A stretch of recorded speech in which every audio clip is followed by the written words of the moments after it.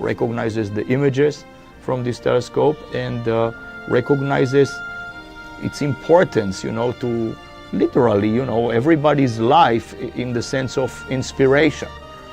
And I should point out, by the way, that in my private office, just off the oval, I've got a picture of Jupiter from the Hubble.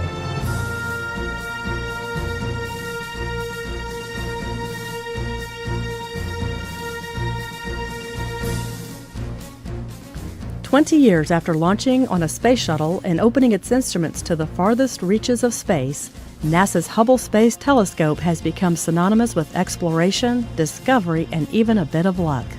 One of the things that Hubble has done is it really taught us something about our place in the universe and our role within it. We want to know, how did the universe start? How did our galaxy start? How did the Earth start? How did life on Earth start? And we also want to know, how will all of these things end?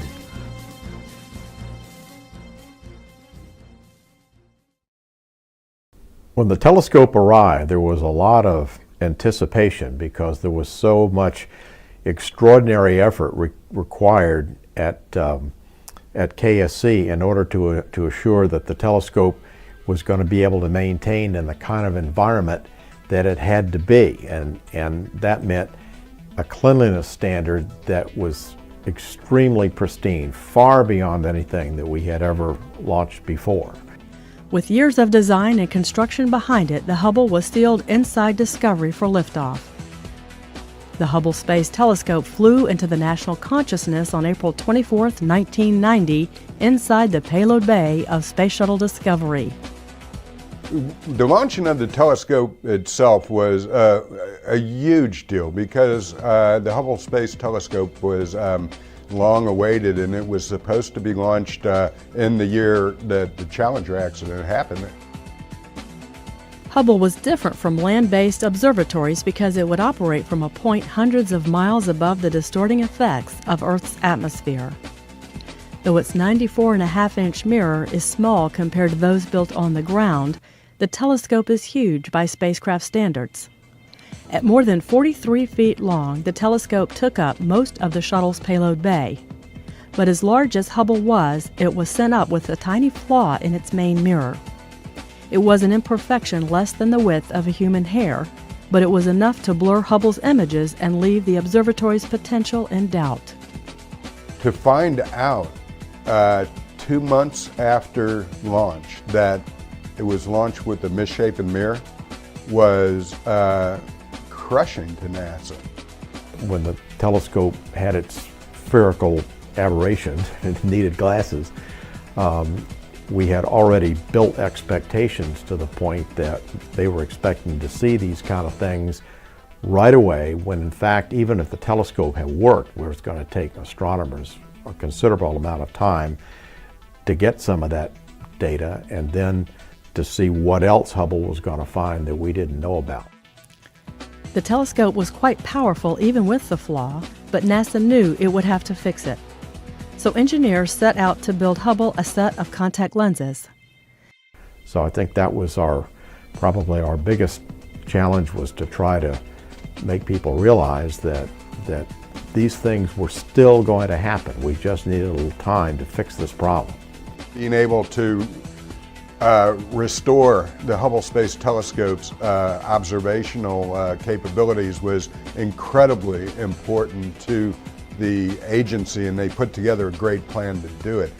Astronauts made 5 back-to-back spacewalks during the repair mission, a first. They spent more than 35 hours working on the telescope in the payload bay. The Hubble repair had effects reaching beyond the telescope's health as well. This mission wasn't just about restoring the Hubble Space Telescope. It was about whether NASA had the capability to go off and build the International Space Station. The problem was fixed to the extent that it never occurs to anybody to even think about it anymore, because the results are just so dramatic from the Hubble.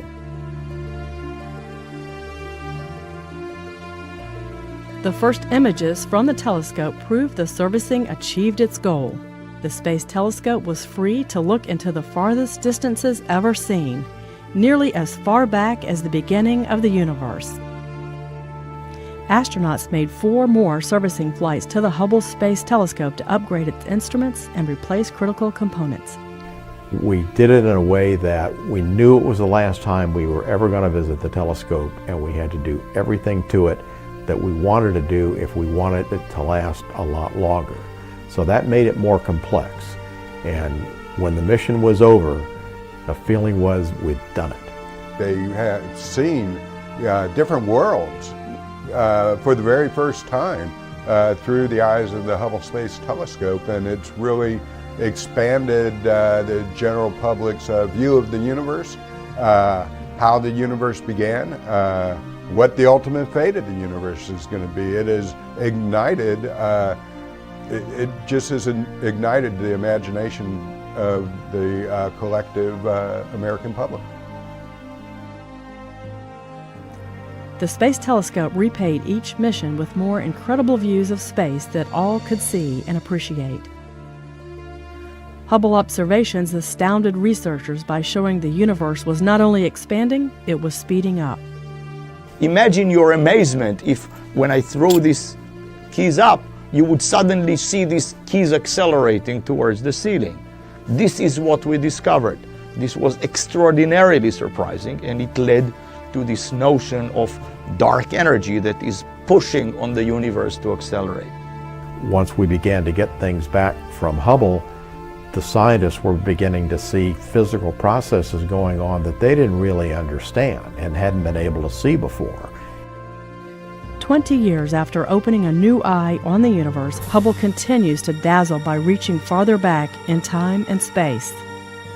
The light that we're just now receiving from some of these galaxies and different objects show younger and younger galaxies and stars, the light for which, when they left that galaxy, the Earth hadn't even been formed yet. That's how far back in time Hubble is seeing. We're talking about questions that a few tens of years ago we didn't even know to ask. The whole thing is a very storied program from the very first launch until the last servicing mission.